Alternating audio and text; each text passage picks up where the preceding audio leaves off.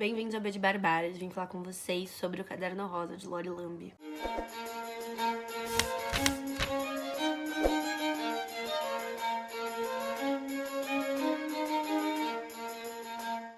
Bom, não sei se vocês perceberam, mas eu acho tão bonita a escrita da Hilda que eu venho tentado lembrar de começar os vídeos dela sempre com um trecho. Mas o Caderno Rosa de Lori Lambe não é o tipo de livro que eu consiga escolher algo assim. Bom, primeiro eu preciso falar um pouquinho da trajetória da vida da Hilda para poder contextualizar esse livro e mostrar o porquê ele é tão diferente dos outros. Bom, a Hilda passou a vida dela inteira escrevendo. Ela publicou o primeiro livro de poesia aos 20 anos e seguiu publicando com bastante afinco, assim, ela é muito prolífica. E aí, em determinado momento, ela já era muito conhecida pelas poesias, ela decide escrever, então, a sua prosa. Ela pega as pessoas de surpresa, né? Não é comum que um poeta migre assim, né? Poucos artistas fazem todo tipo de arte, né? Todas as formas. E ela foi por muitos anos apenas poeta, né? Então ela decide ir um pouco para a ficção. Ela chega a escrever também teatro ali na época da ditadura militar. E ela diz que ela escreve exatamente por uma necessidade de se expressar politicamente de uma forma diferente. Mas o que é engraçado, né? Porque ela vai ser criticada muitas vezes por não ter uma prosa política, o que eu acho que seja mentira. E ainda assim, ela escolhe seus textos mais políticos para irem para o teatro, né? Que é o espaço da ação em si. E política é ação. Então eu acho essa crítica Hilda, assim, coisa de realmente quem não conhece a obra dela. E aí ela vem aqui escrever, então, seus livros, só que ela não vende direito. Ninguém lê os livros da Hilda. E ela briga com o editor, e ela xinga o editor nos próprios livros por meio dos outros personagens, né?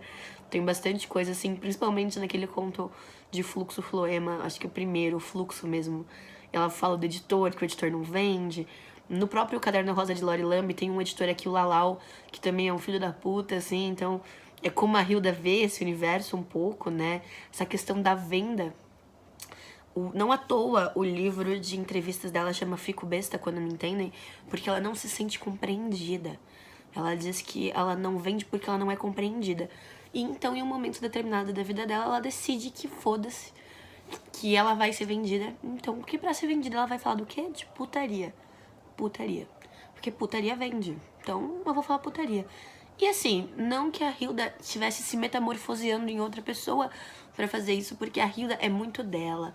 Ela é uma mulher muito culta e ela veio de uma origem muito classe média alta e tal. Mas ela é escrachada, ela é debochada. Ela fala as coisas na cara, sabe? E esse lado dela vai ser mais visto, então, a partir do que ela chama de trilogia ou quadrilogia suja.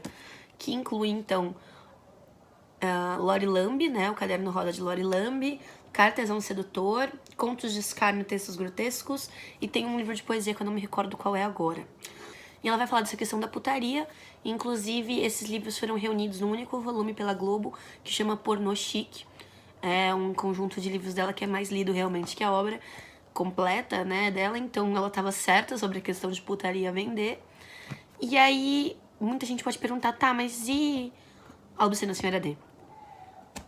A Albucena Senhora D, eu acho que é o ápice da literatura autobiográfica da Hilda. E que talvez tenha sido essa catarse que tenha feito ela ter uma mudança depois, sabe? Tipo, ela fez um livro tão sobre ela, tão íntimo, de tantas formas, que ela pôde fazer literatura, fazer a prosa dela de outra forma.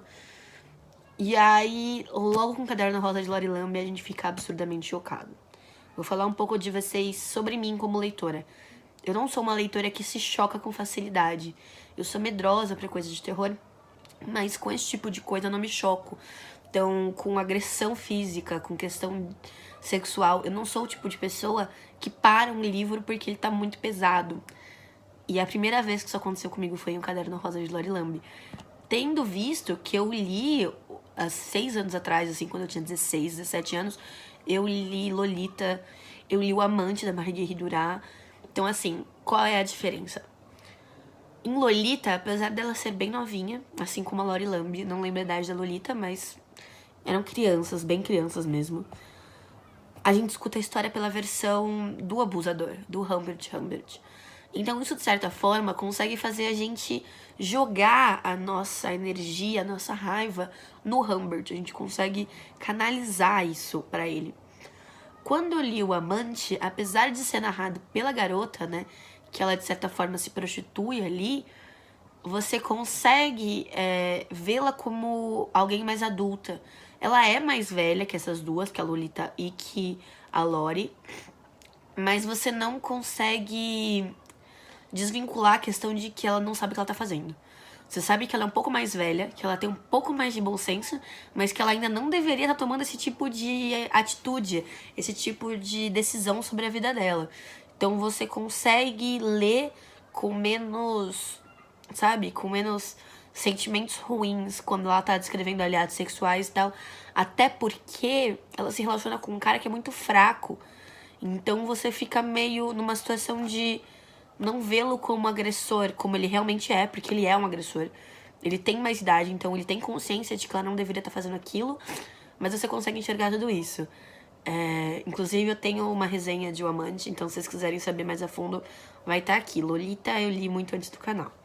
Mas no Caderno Rosa de Lori Lamb, o que acontece é a história de uma garota de 8 anos, a Lori Lamb, e ela fala que ela tá escrevendo no caderno dela tudo do jeito que aconteceu.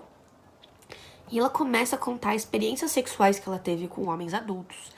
Mas não são experiências sexuais, ela não fala tipo assim, aí ele deitou comigo e fez alguma coisinha assim. Ela descreve o que as pessoas fizeram com todos os detalhes. Ela descreve o que ela sentiu. Ela fala que ela gosta das sensações.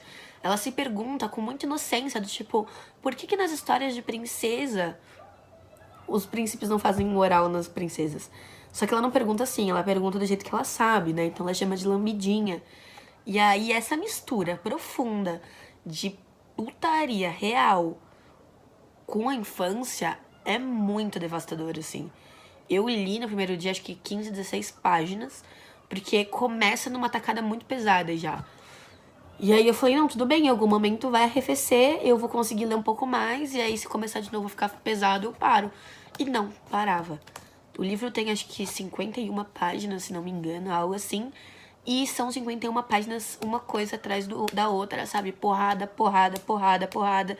Então você não consegue ficar em paz. Usando os exemplos que eu dei anteriormente, Lolita e O Amante, existem momentos em que tem diálogo sobre outras coisas, que se conversa mais sobre a família. Aqui, mesmo nos momentos em que a Lori fala sobre a família tá falando putaria. E o que acontece? Durante todo o livro, a família dela tá consciente do que acontece, participa do que acontece, e existe um motivo ligado aos pais para que ela esteja fazendo. E não é falta de grana, que é o pior de tudo, sabe? É um motivo que você fica, puta que pariu, sabe? Como é que um pai pode fazer isso com uma filha?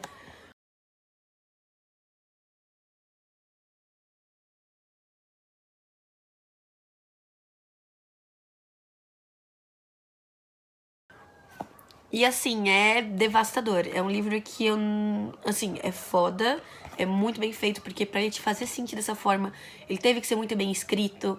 A Hilda conseguiu dosar muito bem a mão de juntar a infância com a putaria pra não parecer forçado, não parecer que era mentira, não parecer que não era uma criança, sabe? Parece genuinamente uma criança. Essa é a pior parte do livro. E assim, existem algumas viradas de mesa no final, que infelizmente eu já tinha levado esse spoiler. E o final de Lori Lamb, esse é um dos finais que eu considero spoiler. Então eu não vou falar a respeito dele aqui. Mas é um final que, assim, você acha que você tá impressionado com o livro. Quando chega no final, tem uma virada de mesa que você fica na dúvida, como eu tô agora, de se isso só piora toda a história, no sentido de ser mais grave, ou se isso ameniza de alguma forma o que aconteceu, o que ela disse. Ela dá uma virada de mesa, assim, que você fica perdido. Você fala, calma, como assim? O que tá acontecendo aqui, assim? É uma ótima virada de mesa que eu nunca teria imaginado. Eu realmente nunca teria imaginado. É um livro que eu não sei, eu falei isso lá no Instagram. Eu não quero ser conservadora, mas eu não sei se eu conseguiria ler se eu tivesse uma criança muito próxima a mim. Ela tem 8 anos, a Lori Lamb, né? Mas eu fico pensando, se eu tivesse uma criança, se eu fosse uma mãe, um pai, estivesse lendo e tem uma criança ali brincando, ou se eu tivesse uma criança muito perto de mim na família, nossa, seria uma coisa mais pesada ainda, porque você acaba projetando isso. E você acaba, às vezes, criando medos, né? Inseguranças. Porque você sabe que tem situações que isso realmente acontece. Coloquei isso lá no Instagram e teve gente que veio falar comigo, falar assim, olha, eu tentei ler, não consegui, tentei de novo. Gente que falou assim, olha, eu sofri algumas agressões dessa ordem e quando eu comecei a ler, despertaram vários gatilhos em mim. Então eu acho que é preciso saber que é um livro pesado de verdade e que ele pode abrir esses gatilhos, tanto por serem gatilhos seus, como pessoa individualmente, como por ter gatilhos, tipo, ele pode criar em você uma ideia de que isso pode acontecer a qualquer momento com alguma criança perto de você. Então eu acho que é bom deixar isso bem claro, porque eu acho que a pior coisa é a gente ler sem ter dimensão das coisas. E quando eu vim ler esse livro, eu sempre soube sobre o que ele era. Tanto que eu coloquei ele ano passado no desafio Livrada, no desafio de um livro com algum tabu. E eu acabei não lendo, porque eu ia ler em ordem cronológica, e se eu tivesse lido eu teria encaixado perfeitamente, porque é um tabu do caralho, sim, esse livro. Mas eu achei que eu ia ler rapidinho e que não ia ter esse choque todo que eu tive me conhecendo como leitora e agora eu tive, então realmente é bom avisar. Enfim, dado o recado, também não quero ficar apavorando a galera. Se vocês têm curiosidade, leiam, mas se respeitem como leitores, como eu sempre digo. Se fez mal, parou. É isso, em outro momento você pode ler, mas não força esse tipo de leitura. Se vocês gostaram dessa resenha, se inscrevam no canal de Ana Amália com o meu rosto para receber os outros vídeos que eu faço. É muito importante que você siga o canal para poder acompanhando o nosso conteúdo. Um beijo e até a próxima.